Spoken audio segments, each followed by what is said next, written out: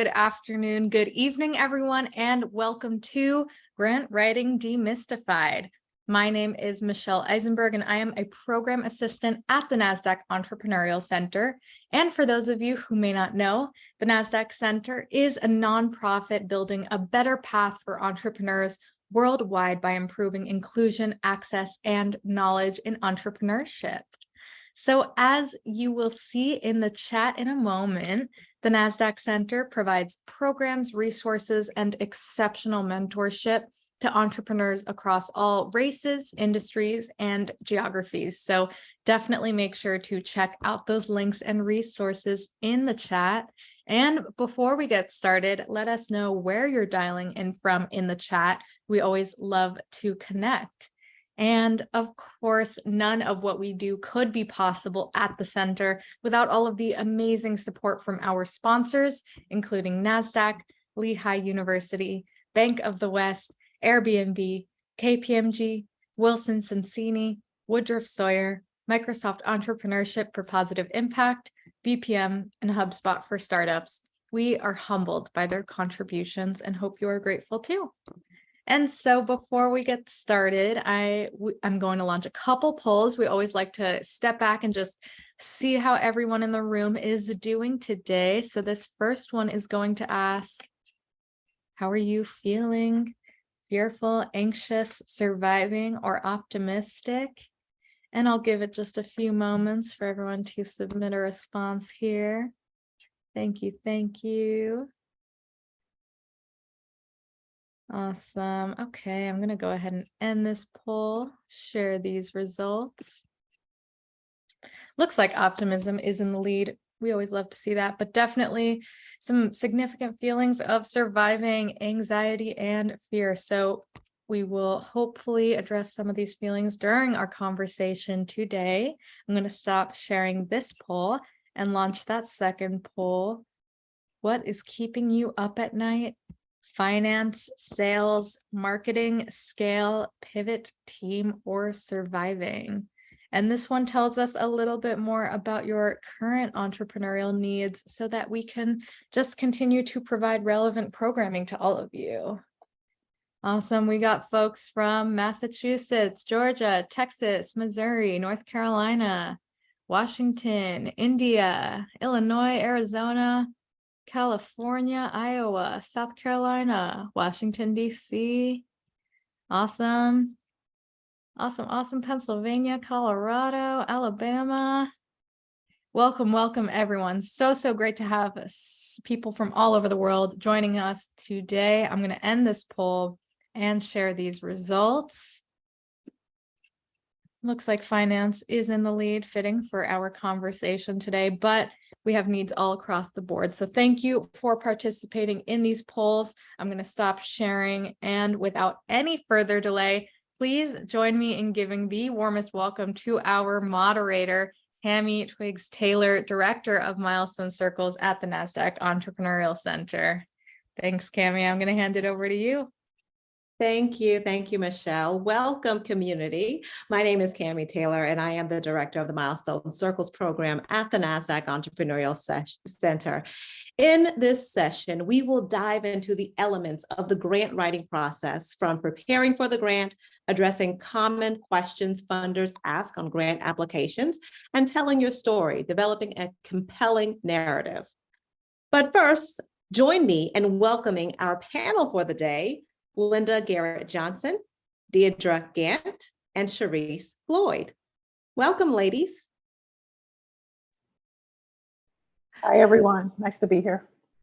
Well, let's begin with a round of introductions. Tell us a little bit about yourselves. Linda, I will start with you. Tell us about you. I'm excited to be here, first of all. Thank you for having me. So I'm a graduate of the Milestone Circles program, and I'm excited about that. I came in, I have two businesses. One is an apparel and product lifestyle brand for women who are redefining what it means to be a grandma, called Gima Gear. I also have a business consulting business, which does grants administration, business process improvement, and community engagement work. And then finally, as I just told the panel today, I've taken on a role at a foundation as a program officer, reviewing and deciding who gets grants. So, so I'm excited to share my knowledge with everyone. The life of a busy entrepreneur. All right, so Charisse, how about you? Hi, everyone. I'm very excited to be here as well. I'm also a graduate of the Milestones program. I am a women's leadership consultant with a background in nonprofit marketing and storytelling and grant writing. I am also the founder of AI Consultants for Nonprofits. So my experience spans across all of the things that we are going to be discussing today. I saw some of you that did a shout out to Charlotte. That's where I'm located right now. I also saw Virginia Beach, which is where I'm from. So please feel free to contact me and hang out with me over at LinkedIn. I'm happy to connect with anyone. Thank you, Charisse and Deidre. Hi, everyone. My name is Deidre Gain, and I am in the Washington, D.C. metropolitan area. That's where I'm originally from. And I started writing grants almost 20 years ago. And the reason that I started writing grants was because I felt very passionate about organizations in the local area where I'm from who were not getting funded because they didn't understand the grant writing process. They really needed help. And I was working for big organizations, and I wanted to bring that same level of commitment and service to grassroots nonprofits and startups in my community. Since that time, I've lived in a few different places around the country, and I've expanded to working with primarily founder-led organizations in predominantly Black communities across the United States. But I'm also open to working with multicultural organizations as well. All right, thank you, thank you. All right, well, let's get into the conversation. First, how do we find the right grant? Linda, I'm going to ask you this. How could you share insights into the most effective strategies for identifying grants that align with your startup's vision and strategic goals? So there are tools that you can use. Unfortunately, a lot of them you have to pay to be able to access, unfortunately. But you can also start to look at if there are councils, like in Minnesota, where I'm located, there's the Minnesota Council of Nonprofits, the Minnesota Council on Foundations. And if you have a resource, and I think there's a national council on nonprofits and foundations as well. If you have a resource like that, I would say start there and then begin to, because when you start looking at those free tools, you can begin to do some research on the individual foundations and where their vision and mission is at, where they're giving. I would say do that on a regular basis because they change. Where their giving patterns change, their vision, the mission what may not change, but their vision of where they want to give may change. And that's simply around, how much, sometimes they're trying to narrow their focus because they may not have as much money to give. So, so use those, find those resources within or areas within your states that would be free resources that you could do. Take a look at with what foundations are at. What I'll do is I'll put in the chat too some of the paid resources. I'll Google them and stick those names in the chat for you. But try to find the ones that are free. Perfect, thank you. So let's talk about now that we have identified, where to find a grant, let's talk about preparing to write the grant. Charisse, I'm going to start with you and then go to Deidre. And as we all know, grant writing can feel like a daunting task. You've identified the grant, now it's like, how do I prepare? What do I do? Creating the moment to sit down and actually do the writing. What are some key steps that you would recommend entrepreneurs take to adequately prepare for the grant writing process and ensure that they have the necessary data and information and overall alignment? So, Charisse, I'm going to start with you. Yes, I agree that writing a grant is very daunting, and quite honestly, a lot of business owners, all of us, sometimes come to that process in a desperate state. And I will say the first thing that you need to do to prepare is to make sure that the grant that you are writing for truly aligns with your business, your organization. What makes grant writing so frustrating is when you are trying to make your business and organization fit into the parameters of what the grantor is requesting. If it doesn't fit, you must have quit. Somebody famous said that, but if it doesn't fit, just let it go. Okay, that's the first thing. But as you are preparing, if you do have one that does fit, what you want to do is to get all your pieces together all at once. So by the time that you sit down, you are in a zone that you're not trying to find where the information is. So every single grant is going to ask you for similar things. They want to know your financial information. They want to know the business structure, either nonprofit, for profit. They want to see that information. They want to know if you are a nonprofit, who is on your board. There are specific pieces that they're going to ask for over and over and over. And you want to make sure that you have a folder on your computer with grant documents, the same documents that you are going to be producing. Prepare yourself ahead of time. A lot of grants will also allow you to see the questions ahead of time so that you can think about how you're going to thoughtfully answer those questions. If you do some prep work before you actually sit down to do the grant, the process will be a lot smoother. Thank you. And Deidre, what about you? How do you prepare, or what tips can you give there and thoughts? Sure. So one key ingredient is to make sure you read that RFP really carefully. The RFP is the mainline communication from whoever is deciding on who will get the money to everyone who wants to apply. So making sure that you pay special attention to the requirements for your narrative, the requirements for your budget, anything that's excluded, that if there are any type of categories of money that they will not fund. Some people don't fund food, some people don't fund big equipment purchases. So making sure that you're clear on the parameters of the grant. And also a lot of times within the RFP, they're going to tell you what the scoring guidelines look like. So if you're writing with the scoring guidelines in mind, how much time do you need to spend on your budget? How much time do you need to spend making a case for why this program is needed in the first place? That RFP is really your first line. Your second line is any type of technical assistance, webinars, any type of resources that the grant maker makes available to you before you sit down. If you can submit questions, any type of contact that you can have with that grant writer before you submit, to ensure that you understand clearly what they're asking for and that you can deliver that information in a concise and clear way.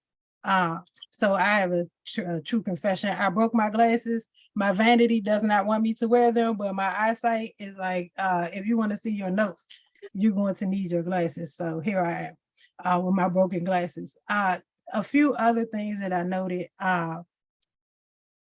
visit their website, see who they funded before, see what type of funding they've offered in the past. That can be helpful to you. And do I have like a few seconds just to talk about some free ways to find grants? Sure. Okay, because you're absolutely right, Ms. Garrett Johnson. The Foundation Center is expensive. I personally, even as a grant writer, don't have the bandwidth to support a monthly subscription. But if you check your public library, there may be a library within your state or within your area that will allow you to come and use the Foundation Center resources for free. Well, they're now called Candid, but you can use those resources for free. If you're just going out on Google, I would suggest that you figure out what are those keywords that align with what you're doing. Are you looking for youth development grants? Are you looking for cultural arts grants? Are you looking for environment? Like, what area do you focus on, and use that in your search. Also, are there foundations or organizations that are specific to your area that make grants for people in the South or people in the Pacific Northwest? These are some ways that you can kind of whittle down to what grants may be available to you in your particular area for your particular interest. And then my last thing I'll say is who's already doing the work and who's funding them. If you can get some information about that, that will also help you to figure out where to look for money. And then within your network, most of my clients actually bring me grants that they've gotten on an email or a listserv from colleagues in their industry. So that's what I wanted to add. Oh, thank you for that. Thank you. And Linda, I'm going to pose this next question to you. What steps can entrepreneurs take to just better understand the objectives and the priorities of grantors? Yeah, so one of the things, so once you know which foundation you are thinking of approaching, what you want to do is go to their website. And what you want to do is look at their vision, their mission, what types of grants they're giving out right now. And then and a lot of times they may say what their priorities are. Sometimes I will admit there's no strategy to the way the websites are organized. Some of them have a lot of information and they're very detailed. Some of them just I've seen some where it's just one page and you're trying to figure it out. And sometimes they will say, oftentimes they will say how much the grant can be, what the maximum is, but sometimes they may not. Like the foundation that I'm working for right now, they say when they're doing what's called a capacity building grant, where they're looking at helping to develop the board of directors, the nonprofit itself, they say that they give a max of $10,000. But for the other grants, they may not say as, kind of what the max is. So there's that. And then also too, if they do have a list of who the program officers are, and sometimes they have it organized by page, by area, so if their program, I'm focused on youth development and housing in my portfolio of grants that I review. Someone could give me a call or email me and say, hey, I'm thinking about submitting a grant to this foundation. Can you tell me a little bit more about it? So those, and a lot of the foundations welcome that. There are some of the smaller foundations though, where it really is like a family foundation where they're giving money. Sometimes they'll have like an info at, but it's not as easy to talk to them, to get a hold of them because they're a smaller foundation. But I would just say especially do some research on the foundation. And like Deidre said, see what grants they've given out in the past, but also if they've changed their priorities, make sure that when you're looking at their past grants, you're understanding that those past grants may not apply to today if they recently changed their funding priorities. So it is so important that you understand what their funding priorities are before you try to submit a proposal. That's good. That's good. All right, let's talk about the writing now. So Deidre, I'm going to start with you for this question. Can you discuss some of the advanced technical writing strategies that entrepreneurs can use to clearly articulate their ideas in grant proposals? And also, if you have any specific elements that entrepreneurs should pay close attention to in order for their proposal to be clear and effective. Sure. So when you're writing a proposal, the best advice I got when I was first getting started is it's not literature, it's a blueprint. So you're really trying to give the funder a clear impression of what your program is going to do. If I write this check to you, you have capacity and you have a clear plan of action on how you're going to solve a specific need. So starting with your outcomes in mind, like I want to make seniors feel comfortable to use technology to deal with their basic problems. So that's my outcome. Now, my program might be, I'm going to hire teenagers to train them or to help them use the computer. Or if I'm a for-profit, I'm going to create an app that is going to help them. But the ultimate goal is to make seniors feel comfortable. So everything else is leading towards that. Your mission statement, or I'm sorry, your need statement is telling why don't they feel comfortable right now.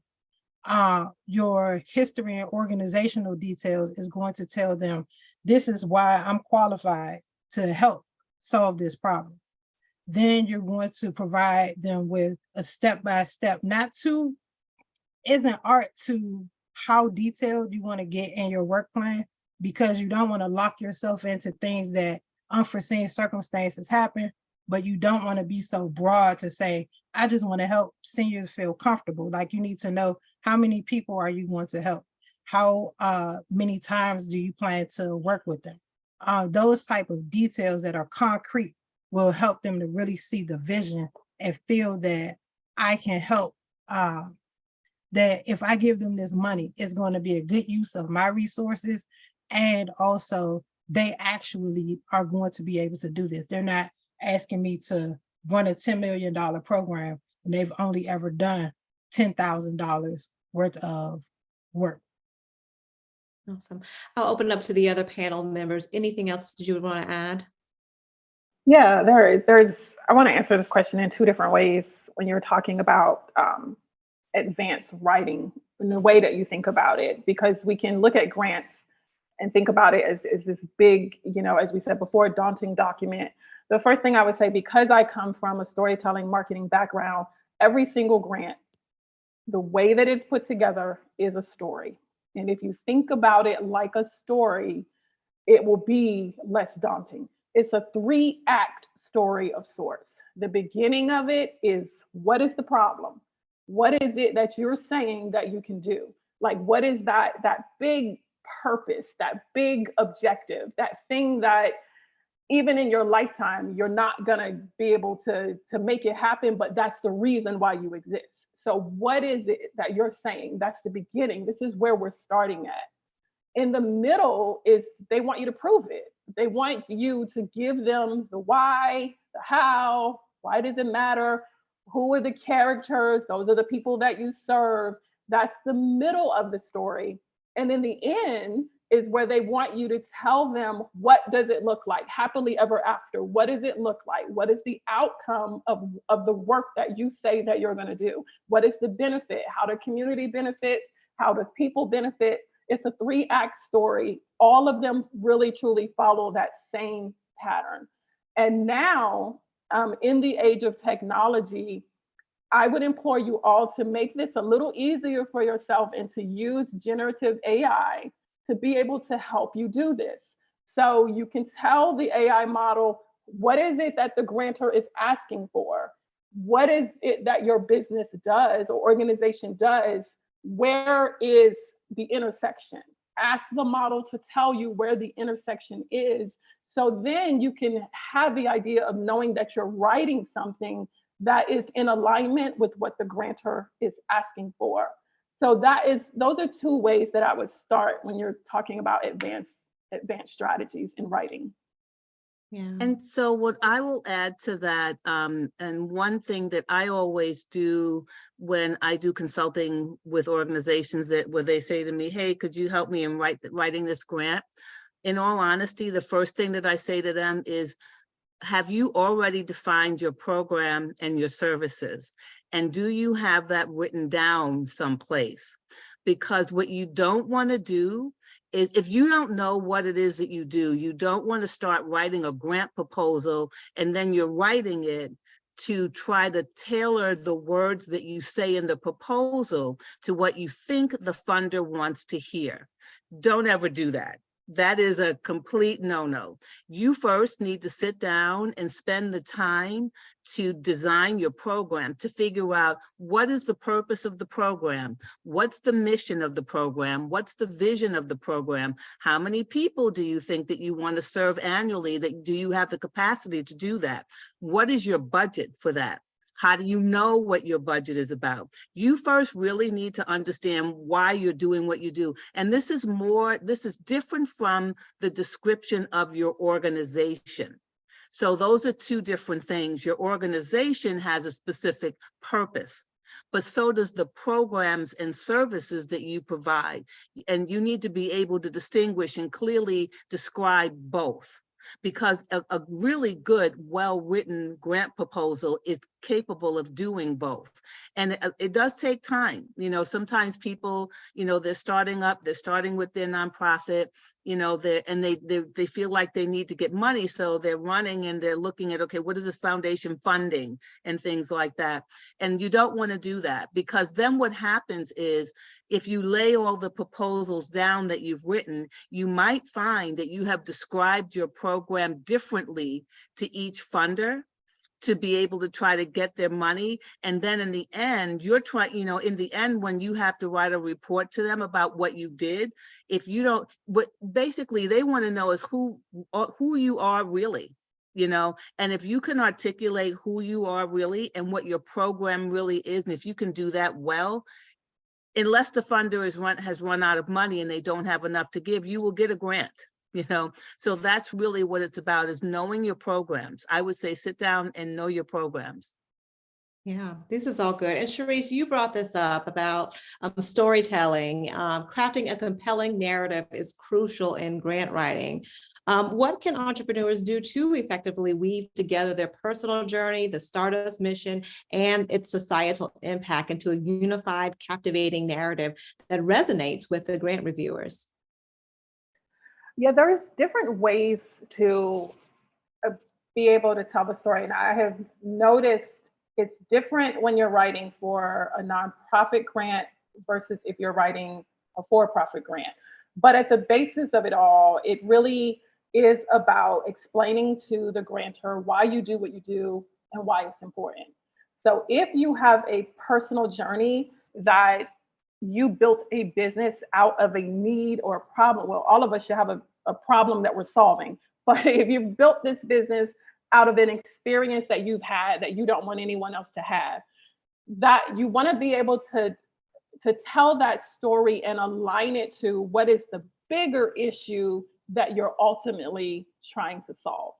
So for instance, if you are someone who is doing like women's consultant work or storytelling in the way that I do it, you can come into it from the personal story, but the bigger issue is that you're closing the women's you're closing the gender wage gap, or you are building talent pipelines. You got to be able to connect it to a purpose that's greater than the lived experience that you have had. And in the nonprofit space as well, as I've said previously, the purpose of why you're doing what you're doing is something that's so big that in your lifetime you could not solve it, but that's the reason why you're doing the work that you're doing. And so those narratives become important because you want the grantor to not only look and read your story and see the passion in what you do, but you want them to also see themselves in what you do. You want them to see their children, their family. You want them to see what it is that you're trying to do in this world overall.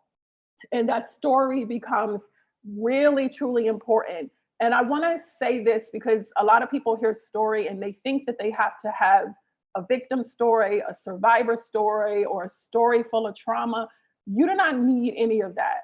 All you need is a story that is sincere and that it is true, and that it is something that a grantor can get behind. We're all in the business of being human. You do not need to have something that is traumatic in order for it to move the needle in terms of grantors funding you.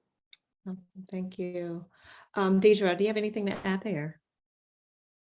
Sure. I wanted to talk a little bit about using statistics to support, because what Sharice was talking about was on the qualitative, and that's definitely helpful for the emotion and for the connection. Also, not overly using statistics, but using them to show the magnitude of a problem, using them to show the potential impact that these dollars will have will be helpful. And then I wanted to skip a little bit to, once you have your narrative done and you have your budget done, take a little moment to consider the presentation of your work, because as Linda can, I'm surely attest, grant reviewers have a stack of grants that they're reviewing at any one time. And so just like with the resume game, if it looks good, they can get right into the focus of what you're trying to talk about. They're not stumbling over, oh, this text is so small, or the margins are so narrow. And then also making sure that you do adhere to any page counts, word length, word counts, because you can be disqualified if you go beyond what they've asked for, because it's time consuming for your reviewers. So think of those people who are in that room making the decision, and how easily can you help them to get into the meat of your project idea. Yes, and what I'll add to that, because right now I have over 30 grant proposals that I'm reviewing. Going forward, I will have over 100. I only have 30 because I just started, but going forward, I'll have over 100. So what myself and my colleagues are looking for is you being clear and concise in your answers, that you're answering the questions, how well you've done your research on the foundation itself. Is your budget reasonable? Are your objectives and goals reasonable? That type of stuff, you know, but clearly, yes, what Deidre said, we have, you know, actually within the foundation that I'm at, we have well over 900 grants between all of us as a grants team to review. That's a lot of proposals to look at in one setting. Thank you. And that's a great segue into our next section. I want to go a little bit deeper into the basic elements and questions commonly found in grant proposals.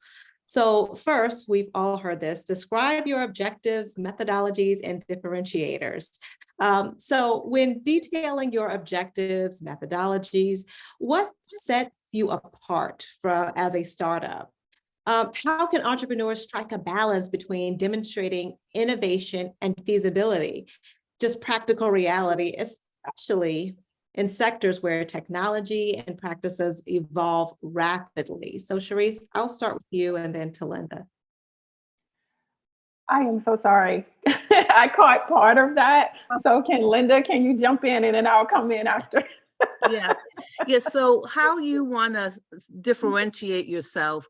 First of all, you need to really do your research. So a lot of times, there's a lot of nonprofits doing the same thing. Youth development is one where you will find so many nonprofits doing that, or youth mentoring or women's mentoring. There's a lot of nonprofits doing the same thing. But you also may find that you are in a part of the country, or even the part of the city or part of the state where you are the only one doing that. So you need to be able to know that. So do your research. Again, it gets to knowing your program and knowing your services, you know. So look at the landscape around you. Who else is in that space? What are they doing that's similar to you? And what are they doing that's different from you? Have you ever partnered with them? You know, is there a reason to partner with them? Partnering with them doesn't mean that you're doing exactly the same thing. It might mean that there's one nonprofit out here that I know of where they serve kids 0 to 3. And then there's another organization that serves kids, you know, first through 5th grade, you know. So do you partner? Do you refer to one another? You know, describe that in your proposal. Describe that, because that strengthens your proposal. Also, if there's something that you're doing that nobody else is doing and you know that, but be clear that because the foundations know who's doing what. So don't put something like it, we're the only one that does this, and they're going to look at your proposal and say, yeah, I know XYZ down the street is doing exactly the same thing. That makes you look like you don't know what you're talking about. So be truthful, you know. So you know, really it's kind of, so it basically what I would say is do your research. You know who else is in that space, know how you are different from them, and also how you're similar. Be honest about how you're similar, but then also why you feel like your program is one that they should fund. Yes, thank you. So Sharice, Yeah. detailing, how would you describe detailing objectives and methodologies? So I would say I'm gonna go back to what I said earlier for those of you who will struggle in this area, because as Linda said, there are so many nonprofits who are doing the same thing, and the language becomes very bland, and grantors' eyes are like glazed over because it's the same stuff. So one of the ways that you can differentiate yourself and create a methodology, even if you don't have one, because your methodology is really what's going to set you apart. You've got to be able to innovate and do it differently. Even if you're in the same lane, you have to be able to describe it differently. And again, this is where AI can help you, where you may not be in a space where you want to use AI to completely write a grant. Some people frown against it, but there are times when people have used it, or at least 80% of the grant was written via AI. But what I will say about it, aside from writing a grant completely with AI, what I will say is this: if you use tools that help you fill in the gaps where you're missing information, this can help you plug in where you don't need a consultant to come in and help you. So if you are in a space where you don't have a methodology, you can use tools like ChatGPT or Bard or Claude. These are generative AI tools, which means that they will write for you. They're not going to sound like you unless you train them, but for the purposes of this, they will write it for you. And ask where you have holes. Ask it for a methodology. Ask it if you're not quite sure what your objective actually is. These are tools that they're not going anywhere. And so to be able to use them to enhance what we do becomes really important, because your methodology is the differentiator. And if you can't speak to that in a way that is different from the 11 nonprofits that are down the street saying the same thing, or the 10 million businesses that are saying the same thing, you're not really standing out, you're blending in. And in order to be able to stand out, you have to come across as not only someone who is a leader in the field, but a thought leader in that field. And these tools can help you do that for yourself. Yeah. And another common question on grant proposals is describing how you measure and evaluate impact. And Sharice, in a moment, I'm going to start with you. So quantifying impact, sorry, not Sharice, I'm sorry, Deidre. Quantifying impact can be a challenge for many entrepreneurs. And so how should entrepreneurs rather describe the ways that they measure and evaluate impact to effectively communicate the project's intended outcomes of success in a way that resonates with grant reviewers?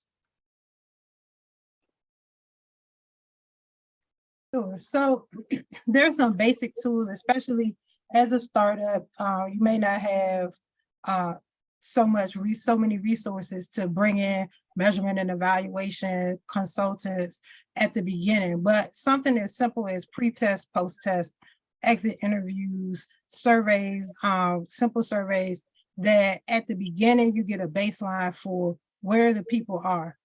If it's seniors, so I made up that example because I needed something concrete to hang it on. But if you're asking your seniors in the beginning, hey, how many times a month do you log into the computer? Has there ever been a time where you needed to have a meeting with your doctor and you didn't want to use telehealth?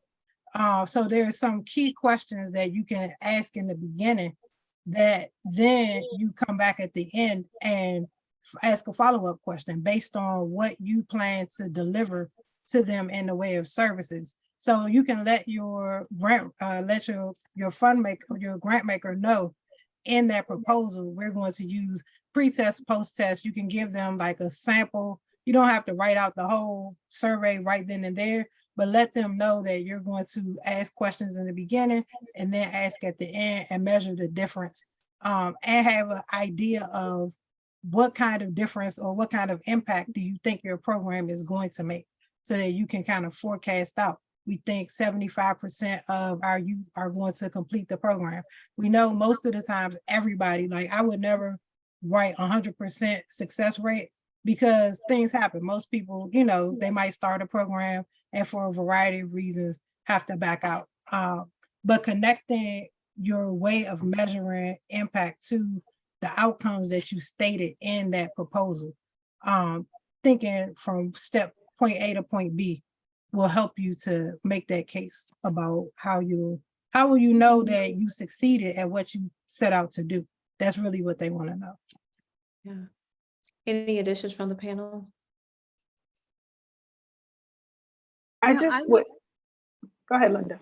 Okay, what I was going to say is in the beginning, I think like Deidre said, try to keep think of it as outcomes, you know. And so one thing that I would say too is you can Google on the internet, you know, what are outcomes? How do you write them? What are outcome measures? You know, so I would suggest, first of all, Googling that. You can also Google in the area that you're in, youth development. You know, what are reasonable youth development outcome measures, you know, and how do you phrase them?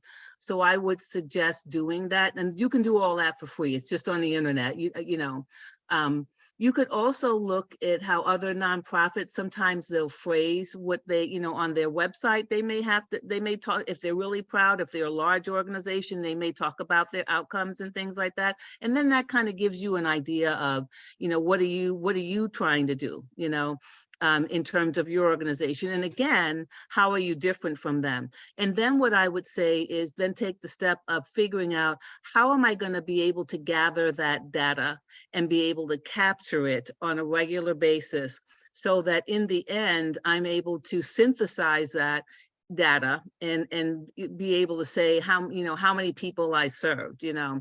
And so you also want to look at, when it comes to serving people, so you may have 100 people in your youth program, that come through your youth serving organization, but then only 50 of them actually are in your after school program. And you want to be able, sometimes a foundation wants to know about your unduplicated counts. What that means is they want to know the difference between how many people came through your organization, and as a result of that, how many unique people, different people were served in that youth program, you know. So you may have 7 programs in an organization, you know, maybe you serve 700 people, but out of that, only 50 people made it to your this particular youth program. And you want to be able to delineate that and talk to them about that. If you're not sure what it means between duplicated and unduplicated accounts, I would say, again, that's something that's a good thing to kind of Google on the internet, because sometimes you will be asked for that type of information in terms of outcome measures. And I would just add to that, as we talked earlier, how we are in a 3-part story. By the time that you get to the outcomes, this is the end of the story. This is the happily ever after portion. So you want to make sure that you can clearly articulate the value of what you are doing to the lives of the people that you are serving, and that it has to align with what the grantor is asking for and what you said you were going to do at the top of that grant. Because I've seen grants, you say you're going to do this, and by the time you get to the outcomes, the 2 things are not talking to each other. And so if you said you're going to do a certain thing, you're going to improve lives, you're going to teach people digital literacy or seniors how to use computers and all of that, when you get to those outcomes, the outcomes have to be about the seniors. It has to be about the digital literacy. It cannot be something that's completely unrelated. Might still be related to the nonprofit or the business, but not related to the objective. And so this is where you can go off the rails if you're not staying in alignment from top to bottom. And you can do outcomes in a number of ways. As Deidre mentioned, the pre and post surveys, they can be written a certain way. You can represent them visually. You can do case studies. You can tell stories around that. People who have actually, if it's a new thing or something that's existing, you can tell the stories of the people who you have impacted. So there are a number of ways that you can tie up that happily ever after portion of the grant. But if you screw up the bow that you're tying, if you don't tie the bow quite right in this area, that's where you're gonna kind of go off the rails in the funding part. Yeah. Another common question is describing sustainability and long-term strategic goals. I'm going to pose this question to you, Linda. So how can entrepreneurs demonstrate that the project that they propose will continue after the grant period, while also aligning with the long-term strategic objectives of stakeholders? So that's a good question, because one thing to think about is that when foundations provide funding to a nonprofit, oftentimes they want you to be able to say to them that you have a vision for how you will be able to not need their particular funding. That's a hard thing to think about, and you want to know that, because sometimes what'll happen is that maybe, I think Deidre talked about this, is that there's startup grants, there's sometimes where, and even if you go after federal grant, they'll say, we'll do it for 2 or 3 grant cycles. And then we need to know that you're going to be able to go find funding in another way. So one way to think about it, again, is when it comes to a nonprofit, think about it. A nonprofit is running a business. A lot of people don't understand that. It's running a business. It's just a different business structure. And so just like me and my consulting business, I have to figure out, how am I going to sustain myself? Otherwise, I'm not going to have a business. The same thing with your nonprofit. You have to look at, what is your strategy for sustaining yourself? There may be ways, maybe there's fees. Like when I was the director of youth development at the YWCA in Minnesota, we had fees. They were small, they were sliding fee, but there were fees.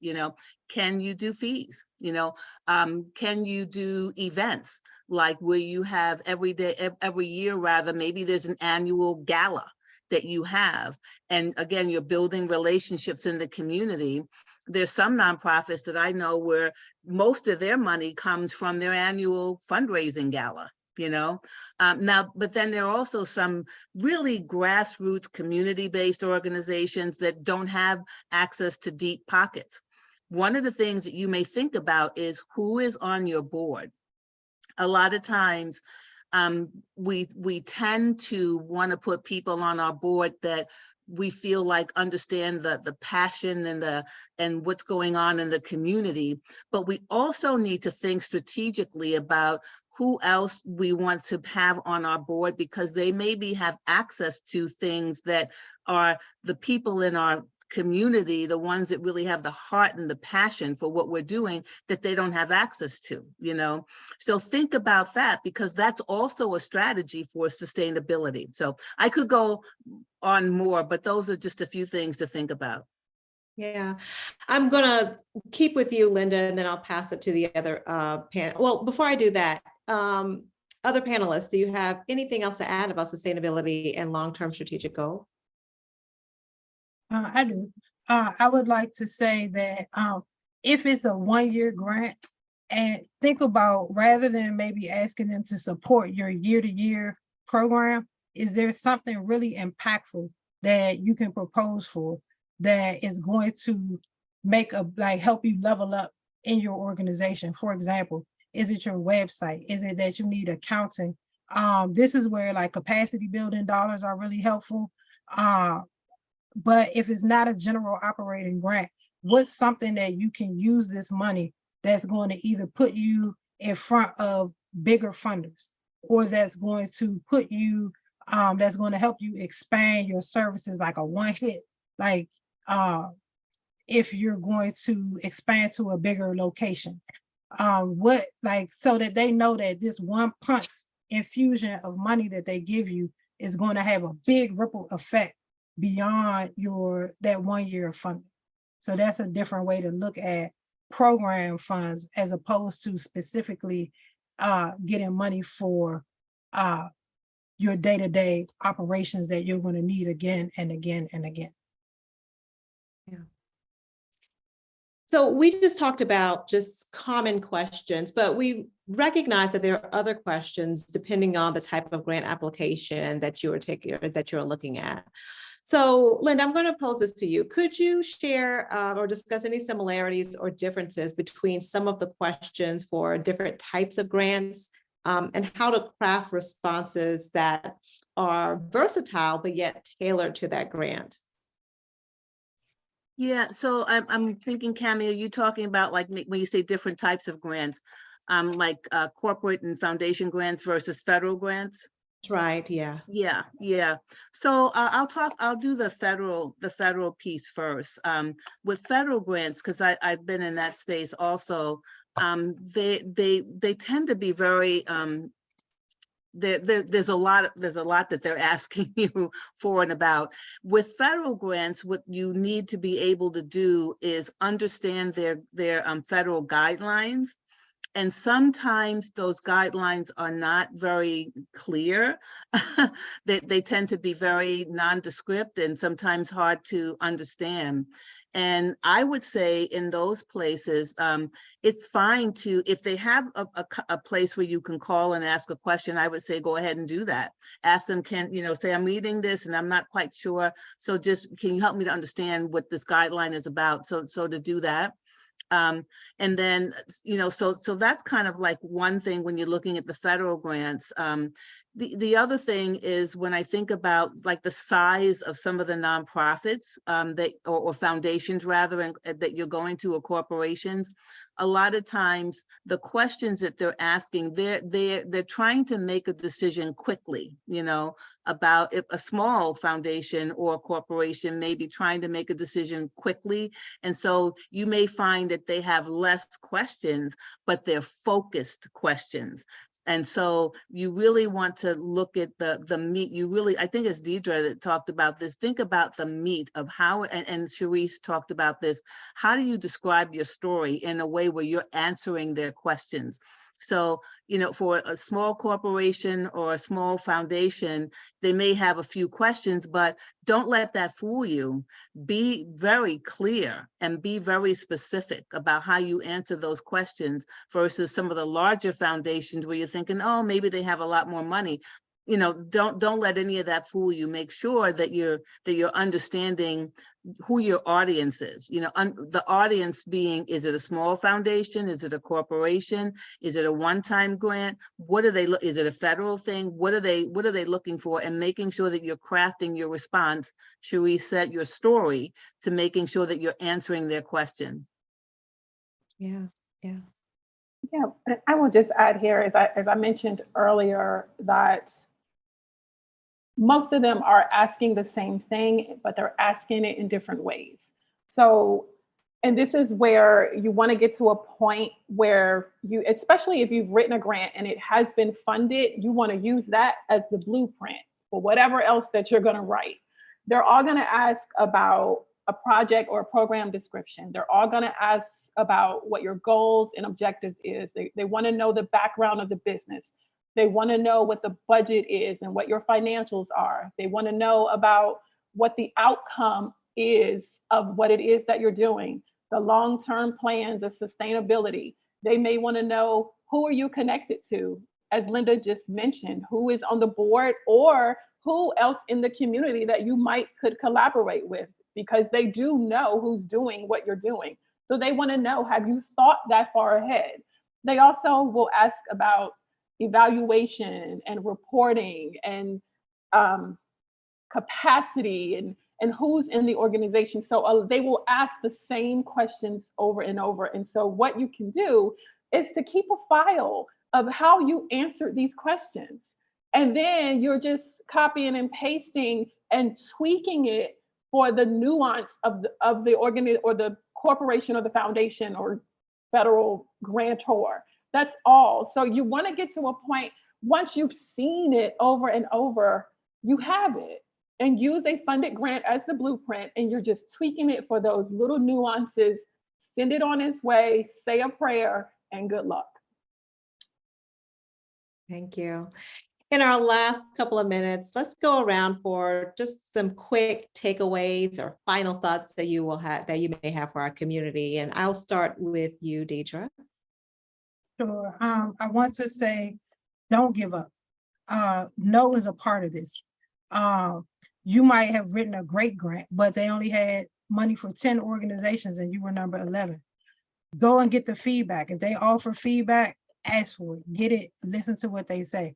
I had a grant and I'll close with this. We had to apply 3 times before we got funded. The first time we didn't even reach 50%, but the feedback that came from those panelists helped us to get over 50% the second time, and the third time we got a $250,000 grant. So don't give up. That's my don't give up. Keep trying. Thank you, Linda. Yeah, I was just going to say that I'm glad you mentioned that, Deidre, that sometimes you might be the funding 10 grants and you're number 11, that's going to happen for me right now with the foundation that I'm a part of. I've already been told that, I'm going to be making recommendations, but there's so much money that foundation can give. And so there's going to be more no's, even for organizations that are doing really good things. So don't let that discourage you. Like Deidre and Cherise have said, do not let that discourage you, and ask. I mean, people are going to be asking me, why didn't I get a grant? And I'll have to say, the organization is great, but we only had so much money to give in this particular area. The other thing too is that maybe you asked for $50,000 and they only fund you for $25,000. That doesn't mean that you did something wrong. That means that, because I'm thinking about what I've been told already this week, is that there's going to be a specific cap that we, if we are going to recommend funding, there's going to be a dollar cap on how much, whether, no matter what the organization is asking for, and we can't go above that cap, in terms of making recommendations. So, but again, like Deidre was saying, ask your program officer, if they have if you can get some feedback about that, so they can talk to you. And then sometimes it could be that maybe they look at your proposal and there were things about it that they just didn't understand. So don't take that personally. Take that as a learning experience. If you find that they didn't fund you because somehow the way that you wrote your grant proposal, it was not clear to them, take that feedback and then wait to the next funding round and try and submit it again. And Cherise. I would say that there's room for all of you. I just saw someone in the chat who said something about she didn't feel like she could get a grant because of the type of business that she had. Do not count yourself out. Do not tell yourself no. You're already starting at no. So don't count yourself out. Just apply. If you are unsure how to make it work, again, use the tools and the technology that we have available, and do not count yourself out. There's room for what you do. You may have to think about it in a bigger way because we're all kind of too close to our own businesses and we don't see ourselves as large as it possibly could be, or from a different angle that an outside source would see it. It might just need some different eyes on it to see it in a different way. But again, there's technology to help you think about it in a different way. You, by nature of the 225 people that I see that are on this call right now, you're on this call because you have something important that the world needs. And by nature of the fact that you have that, there's somebody out there who will fund it. And so you have to believe in what you do, because if you don't believe it, they're not going to believe it. And writing about it is a skill, and you will get there. It might not be on your first try, second try, third try. As Deidre mentioned, it might be the fourth try, but you will get there as long as you don't count yourself out. You're already at no. So give yourself the opportunity for someone to say yes. No, thank you. Deidre, Linda, Cherise, thank you so very much for sharing your time, wisdom, and expertise with our community. And at this time, I will pass it back to Michelle. Awesome. Cherise, Deidre, Linda, thank you all so much for such an awesome conversation, and Cami just leading the way. And on behalf of the NASDAQ Center, we're just so grateful you joined us. And to our audience who attended, we'd love for you to join us again for upcoming webinars, which you can view using that link that's going to be posted in the chat. Check out those other resources as well. And we look forward to welcoming you back online with us soon.